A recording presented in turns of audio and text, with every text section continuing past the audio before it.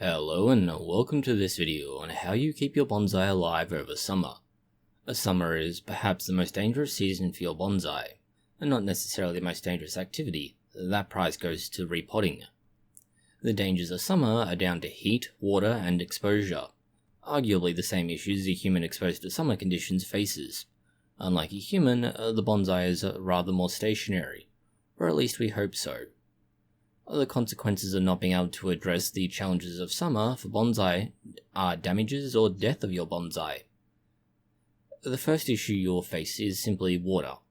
The problems will be too much or too little water. In other cases, it is the water in the wrong way. The amount of water you give your bonsai can easily be too much. That will flush all the oxygen out of your bonsai soil and the roots literally suffocate. On the other side, you have too little. This leads to dehydration. Dehydration leads to damage. Damage eventually leads to death. The other concern is water in the wrong way. That is beyond too much or too little. This is when your bonsai is in a warm or even hot place and you water it. This watering creates not just a soggy soil, but also humidity. The soggy soil leads to root rot at best. At worst, fungus that slowly attacks and breaks down the roots, and the only way to remove it is to wash away all the soil, apply a fungicide, and then repot it. The other side of this coin is the foliage and trunk. As the water turns into humidity, it makes a very nice and hospitable environment for mold and fungus of the leaves. This in turn leads to damage. The challenge with all of this is rather straightforward, and obviously dealing with it is not necessarily going to be straightforward in all cases. In terms of too much water, that's relatively simple, and that is simply back off the watering a little bit and try to see how you can otherwise handle it. As for too little water, well, this one's rather more straightforward as well, and that is simply water more frequently. Now, you may literally at times need to dunk the entire bonsai pot into a bucket of water, and this is simply because the soil does begin to dry out. This will also force all the air at one point out of the soil, and then as the water drains out the bottom of the bonsai pot, it draws air back in, providing oxygen for the roots. Humidity is something of a challenge, and this is one we'll address in another section of this video, but understand, humidity is both good and bad. You want to sustain a very low level of humidity for the purposes of keeping the bonsai healthy, but if it goes too far, it does create an environment suitable to not just your bonsai, but disease and pathogens. And now we move on to heat, and heat relates rather considerably back to that humidity issue. Unless you keep your bonsai in an air-conditioned space, this is also a reality you will need to address. Summer, depending on where in the world you are, can be anywhere between 20 and 50 degrees Celsius, assuming you're in one of the, let's say, more developed areas. That is 68 to 122 freedom units if you wish to use barbarian numbers. It's an extreme difference. The top end occurs in few places, but even with the fact that those extreme places exist, the effects will still be felt elsewhere, and so keep in mind that although you may not be dealing with extreme heat, you're still dealing with heat. Because of this, it's somewhat more difficult to deal with. The options you have compared to what we mentioned earlier about watering are rather limited. These being to place your bonsai in a shaded place where sunlight less affects your bonsai. Now, for some species that really want full light, this may not work. You can probably get away with it, but they're probably not going to be as happy. Option 2 is actually surprisingly simple if you're an enthusiast of bonsai, because you probably have everything you need. A massive plant, or bonsai more specifically. The more bonsai around, the less effect heat will have. This is true of any plant, and it's one reason to have your bonsai around either other bonsai or other plants. They create a sort of a cooling effect using humidity. Now understand, this is a very low level of humidity, and therefore not likely to contribute to pathogens.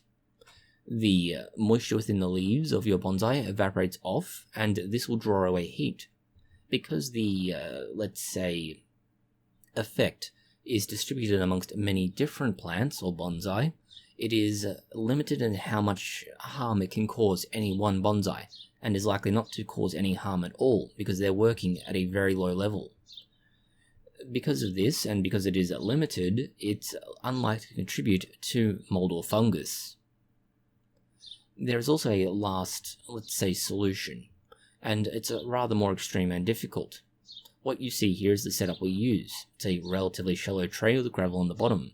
Because it's a shallow tray, there's not a lot of water in there, and because it is filled with gravel, the amount of water that actually goes in there is even less again. That also prevents the bonsai pot from sitting in the water, thereby creating issues around root rot. Because it is set up this way, the heat will cause the water to evaporate out and draw away any heat. This cools the bonsai. Now, because it can be a closed environment, we can use this both as a quasi-cool box, that's a box that is intended to warm up the bonsai earlier, generally very early spring or late winter, or we can open it up entirely and allow the heat to be drawn away completely. You can of course try various other similar setups to your desire, using the same basic concept. The last challenge is going to be exposure. Your bonsai are at risk of burning from sunlight in summer. For garden plants, this is not a major problem as they rely on mass rather than fine detail. For bonsai, a small amount of damage such as burns, dieback and more can be very obvious. The only ways to avoid this are actually straightforward and simple. For burns, this is generally caused by either water or excess heat.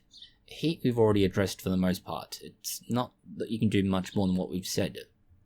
The burns are rather more direct. They're caused by water focusing sunlight on the leaf. This causes the burn, just the same way a magnifying glass causes a burn if you put light through it. To solve this, only apply water to soil directly. If you are going to water over the foliage, apply this very early in the morning or late evening, ideally well before the sunlight's overhead and shining on the plant, or in the evening when the sunlight has effectively disappeared. This gives the water time to evaporate without sunlight causing the magnifying glass-like effect and burning the leaves. You may wish to water the foliage for a variety of reasons, part of it being the humidity issue, part of it being to simply wash away anything on the leaves, and part of it to simply slow down the movement of water through the bonsai. For all these reasons, it can be done, but you will have to be mindful of the fact that you can cause damage by doing so. These are the challenges of summer for bonsai, and largely how to deal with them. There are other issues around the growth of bonsai and how they develop, but that's a separate concern to dealing with summer itself. That's more a maintenance concern. Understand that the biggest challenges you will face with bonsai in summer are very much environmental, and there are ways to deal with them to an extent, but you need to be able to do them or follow them. If you don't do that, you will likely experience a harm to your bonsai. Thank you for watching this video. If you found it interesting, consider liking, sharing, and subscribing. Please do post any comments, questions, or suggestions you have below.